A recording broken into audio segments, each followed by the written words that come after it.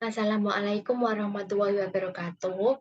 Perkenalkan, kami dari kelompok 9 izin mempresentasikan mengenai bab aliran arus gas yang beranggotakan Zulfa Eka Suryani, NIM 2021-12081, dan rekan saya, Julia Kusumaningrum, NIM 2021-12-111.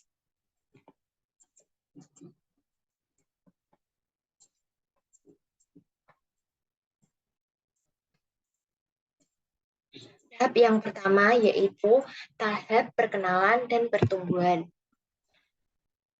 Aliran kas dari operasi biasanya negatif. Hal ini mencerminkan investasi perusahaan untuk membangun infrastruktur produk baru. Sementara itu, aliran kas masuk dari penjualan produk masih kecil. Selama tahap ini, kas masuk diperoleh dari pendanaan luar atau dari utang atau dari penjualan saham baru atau dari penyertaan oleh pemegang saham lama atau pemilik perusahaan. Yang kedua, ada tahap pertumbuhan. Pada tahap pertumbuhan, aliran kas masuk mulai meningkat, tetapi investasi masih diperlukan, terutama untuk investasi pada piutang dan persediaan. Aliran kas bersih atau net bisa negatif atau positif, tergantung tingkat pertumbuhan dan besarnya investasi. Biasanya aliran kas negatif masih terjadi pada tahap ini, tetapi besarnya lebih kecil dibandingkan dengan pada tahap perkenalan. Yang ketiga, ada tahap kedewasaan. Pada tahap kedewasaan, pola aliran kas berubah cukup drastis. Pada tahap ini, aliran kas keluar tidak lagi besar seperti pada tahap-tahap sebelumnya. Hasilnya adalah aliran kas atau net yang positif karena aset-aset yang tidak lagi diperlukan ada yang bisa dijual pada tahap ini. Aliran kas keluar pada tahap ini terutama dari kegiatan pendanaan atau financing, yaitu pembayaran dividen, pembayaran bunga, dan pokok pinjaman. Aliran kas masuk bisa dihasilkan dari hasil operasi atau penjualan. Pada tahap ini, dana eksternal sudah tidak diperlukan lagi. Tahap keempat yaitu tahap penurunan. Pada tahap penurunan, aliran kas yang dihasilkan dari operasi dan investasi akan mengalami penurunan. Sementara aliran kas keluar terutama dipakai untuk melunasi utang. Pada tahap ini, kecenderungannya adalah aliran kas atau net yang negatif.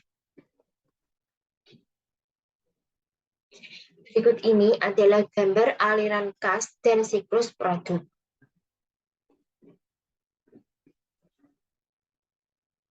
Selanjutnya ada perhitungan aliran kas. Rumusnya yaitu tambahan kas sama dengan tambahan hutang ditambah modal saham dikurangi dengan tambahan aktiva non-kas.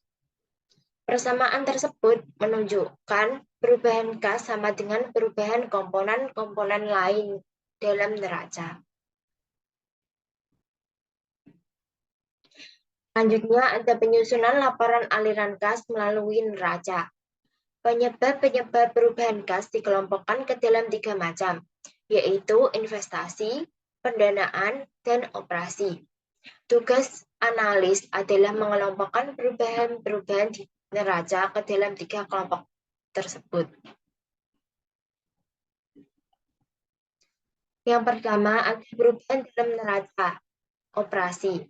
Ada kenaikan atau penurunan piutang dagang, kenaikan atau penurunan persediaan, kenaikan atau penurunan aktiva lancar lainnya, akumulasi depresiasi, hutang dagang, hutang lancar lainnya, hutang pajak, dan laba bersih.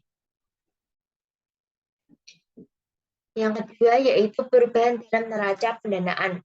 Ada hutang wesel, bagian hutang lancar dari hutang jangka panjang, hutang non-kas lainnya, saham biasa dan agio saham, dividen, pembelian saham kembali atau treasury stock. Yang ketiga yaitu perubahan dalam neraca investasi. yaitu investasi pada surat berharga, bangunan, pabrik, dan peralatan, harga perolehan aset, dan aset lainnya.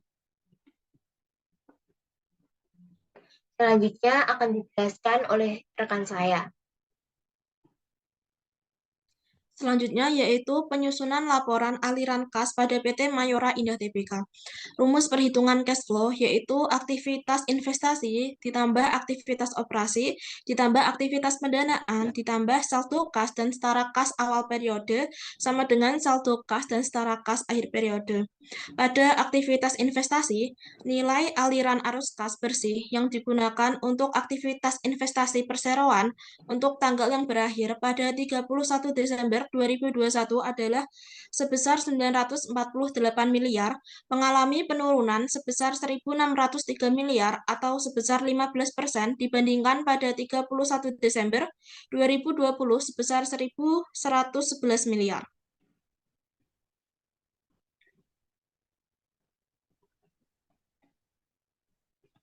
Selanjutnya, pada aktivitas operasi, nilai aliran arus kas bersih yang diperoleh dari aktivitas operasi perseroan untuk tanggal yang berakhir 31 Desember 2021 adalah sebesar 1.042 miliar, turun sebesar 2.674 miliar atau 72% dibandingkan pada 31 Desember 2020 yang sebesar 3.716 miliar yang disebabkan oleh pembayaran kepada pemasok dan lainnya.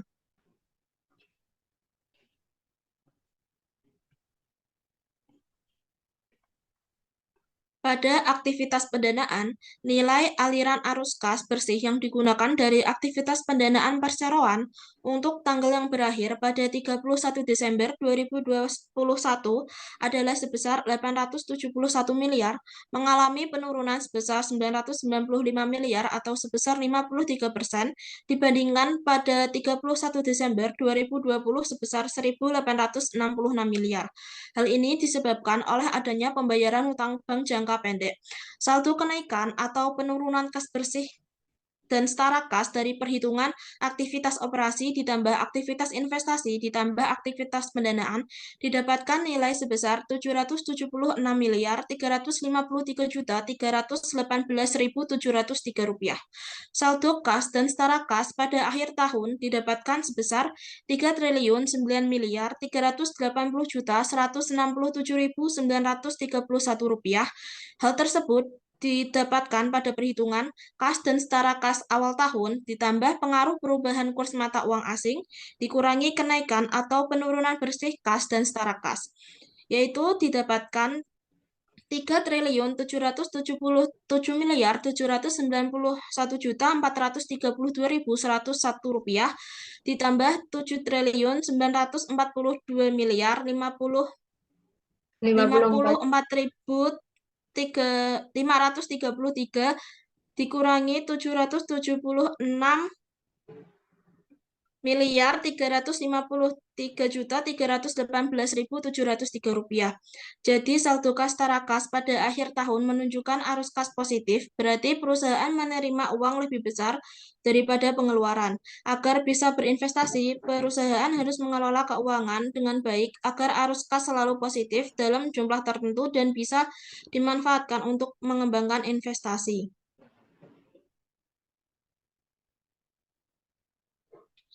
Sekian presentasi dari kelompok saya.